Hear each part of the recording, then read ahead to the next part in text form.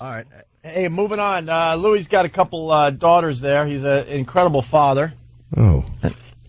And, you know, you don't like people to know that? What? No, I was just an incredible father. No, thank you. You really are. Throwing back by. See, what he's saying is you're not a credible father. You're incredible. I'll tell you why I know that you're an incredible father. Why? Because in the middle of doing some great radio with us, you'll stop everything and make 1 million people wait so you can answer your daughter's question in the background. Sure. It has happened on many occasions.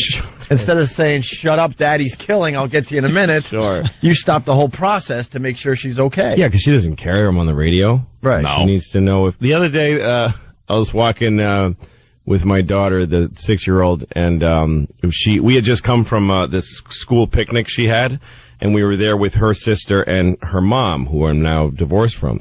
But we were all there together. Aww. And then we were walking away, and she stopped and looked kind of somber and said, Daddy, can I ask you a question? And I thought, oh, wow, this is going to be heavy. Heavy stuff. Like, she's deep in thought. She looks really serious. Yeah. And I actually got on a knee, and I said, of course you can ask me a question. And she said, how many seconds an hour? And I said, oh, well, honey, your mother doesn't love you. Oh, Jesus Christ. Now you say you're divorced. It's all No, we're separated. You're going through the thing. I just like saying divorced. It feels good. I mean, we just haven't done it. Get used to it, yeah. We haven't set a date yet. But, looking forward to it. It is exactly the same as getting married on the other end. It's on the tail end of it, yeah. That, like, when you're getting married, when you truly love each other, you're like, well, we'll have the wedding at some point. Like, we don't really care. We're, like engaged couples that kind of don't get around to it for a while. Mm-hmm. It's say, oh, no, I mean, we hate each other, but at some point we'll put it on paper. We're going to have a small divorce, just go to City Hall. Yeah. Just the two of us. Don't want a lot of people being involved. Yeah. Do you think this is going to be a messy divorce?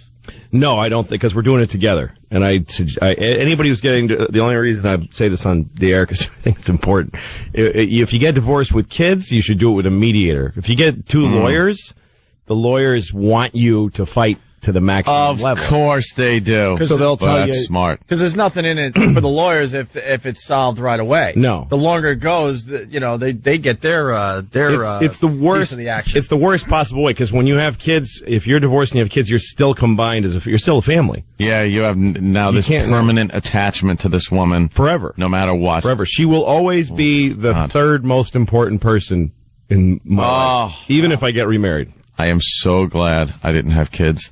Yeah, no, I am so glad I never have. I just ship off checks, and even that will end.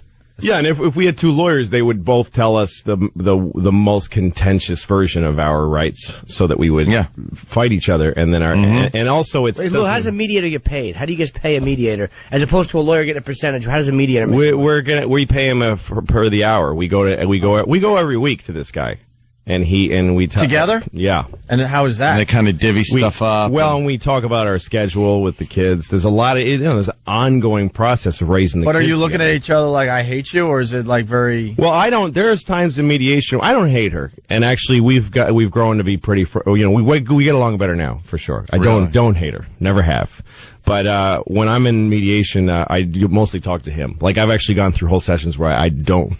She could have been wearing a Nixon mask, and I wouldn't have known. Yeah. I'd be sitting there. I would have never gone, whoa, hey, that's weird. Why'd you do that? But, lawyers will just rip you to pieces, make you hate the other person. Yeah, and also it doesn't make sense financially, because there's a bunch of things that, there's going to be some formula of how much am I paying in child support, and how much am I paying in alimony, and how much of it is this enhanced earnings thing. Oh. And those three are different tax rates and stuff, so it's better for the family in general if I boost, I don't know which one is less taxes. Yeah. But if it was lawyers, they would just try to get these maximum amounts for her, and it wouldn't make sense. You know what I mean? So we can actually, we all gotta live together. So we're doing it with this guy, and we make all the agreements for the divorce together, but then it's written as a contract and it's binding by law. My divorce trial lasted. A court, we can force each other to do it. Once we've agreed to it, it's exactly like a divorce settlement. It's the same thing, but we just did it jointly. Is the mediator a lawyer? He's he's a guy who's just part therapist, part lawyer, part a bunch of things. He just knows everything. Jack of all trades, master of none. Right. More people are doing it your way too. They're seeing the only way this to do is the way to go. It's the only way Anthony, to do it. My actual divorce trial lasted probably 20 minutes before I just sat. I was in the stand, and I'm being questioned, and I just said, "No, stop this. I'm going to settle." Right. I'm just going to walk into a room with the ex, sit her down, no lawyer in there, no nothing, and go, okay, what do you want? We got to settle this because I can't go through this. It's awful. It's horrid. And you do wind up really legitimately hating the person. Oh, definitely. No, it's the worst thing in the world. Ugh. Because you couldn't possibly feel more anger towards anybody than an ex-spouse. No. There's nobody you could that is the worst person on the planet. And being filtered through a lawyer. Oh, yeah. Like that. And no one can take more from you than someone who you were supposed to share everything with the rest of your life. Who now you're not going to. I was driving home so many times where I was just... it was all consuming. Mm-hmm. Where I'd be driving home with anger. Yeah. Just anger and just wishing awful, horrible things. Yeah. It's terrible. No, it is terrible. And the guy told us, the mediator's helped me a lot. In one sense, he's given me perspective on the thing. Cause like one time we were talking about some issue and I'm telling him really I feel like I'm saying something really dramatic right now. This is like something I'm opening up and saying that I haven't said in 15 years with her. And he has, I'm going to really make him understand this. And as I'm saying this really big stuff, I realize that he's sort of staring at my eyes and then my nose and then he's drifting. Yeah. And then all of a sudden he goes, like he's just surprised all of a sudden to be in the room. Because he was falling asleep. And I'm looking at him, he's looking at me really intently and then all of a sudden he goes, what? And I realized that he's been falling asleep while I'm talking. Because I'm boring. And we're boring. The whole thing is boring and common and he's stupid. Heard it all. He's heard it all. He's seen it all. Yeah. And also, who cares? I think it's this big thing I'm going through. Who cares? Yeah. Just another couple breaking up. Shut up. That's what that's the same thing I thought about the trial. I'm thinking, I'm talking to my lawyer and I'm going, I got this. I was thinking about this all night. What if this and strategy? And it's like, no. You don't seem to understand. This is a formula thing. No. This is a math problem. This has nothing to do with you. No one's going to barge into the courtroom and say, Your Honor, I have evidence that's going to, it's this and this, and they take a little slide rule, and they do that, and that's what happens. No, it's just America taking another dump in the love statistics. Yeah, that's it. You're a stat. Congrats. Congrats, statistic. High statistic. How are you? High 70%. Yeah. Is it up to 70 now? I think it's about that. We really got to hit that 100% mark where nothing ever works out. I remember when it was like 50 or 60. Now they're saying 70? I might be saying that. Wow. The divorce rate? I might be making it up. Don't get excited. Wow. That's pretty high. She's still saying wow. I'm admitting it doesn't matter. You said it. Now it's out there. You just threw it through this microphone. It went out the airwaves, and now it's fact. Find that stat there, Stone Brain. This is what my ex-wife. How nice does that sound? That's what it was like with her. That she'd get mad at me because she'd assume I did something.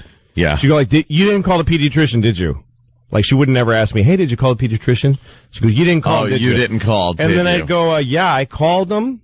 I went, he gave me a script. I went and got him, and the kid's on this stuff already, and we're set to go. And she'd go, okay, because I thought, you know what? I thought you're not gonna do it, and I have to do everything. And she'd yell at me anyway. Wait, no, I did it. But I did do it. Yeah, but you never do, though. But I did, though. So you can't.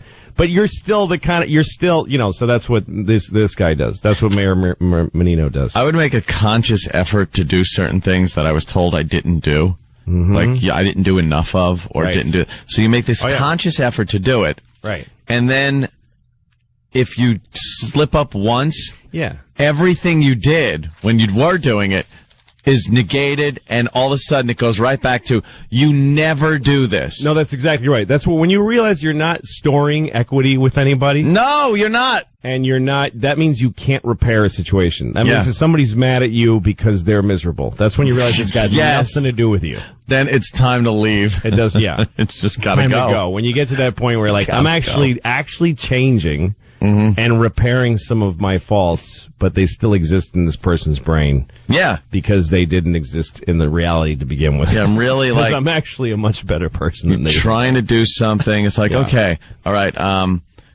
you're not attentive enough for some certain thing. So you become very attentive of this thing, make up for it and stuff. And then the one day you screw up, you fall off the wagon of being attentive. Yeah. You are never attentive. No, that's exactly right. No, but do a Vulcan mind meld on me. You'll read that I was actually consciously trying. Yep. No, you never. No, you never have. You never do. That's too much pressure.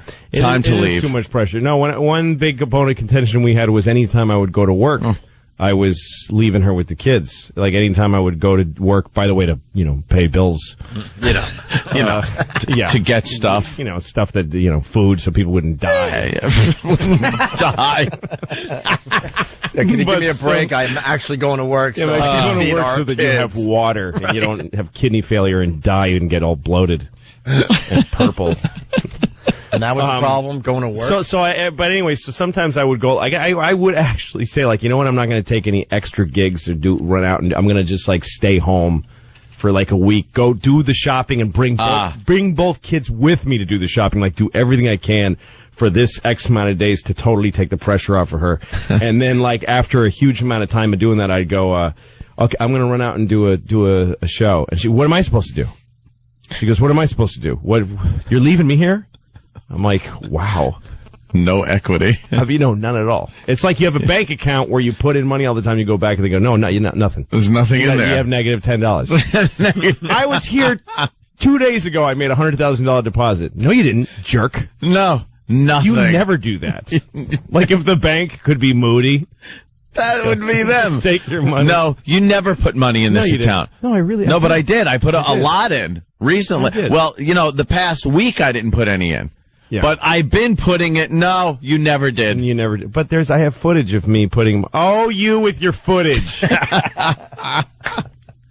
Well, you're out of that. Ugh. You're out of it. I love it. Ugh. Can I ask you a question? What's one of, maybe you can't think of the most, cause what's one of the angriest you ever were at your spouse? Boy, that's really hard to say. We're one of them. I know that there's probably not one like No, it's like the Woody Allen's joke about my parents only hit me once. They began beating me in 1947 and then finished in 1962 or something like that. You can't really pick out that special moment. Whatever, Don Gavin in Boston who said I tried coke once for 15 years or whatever.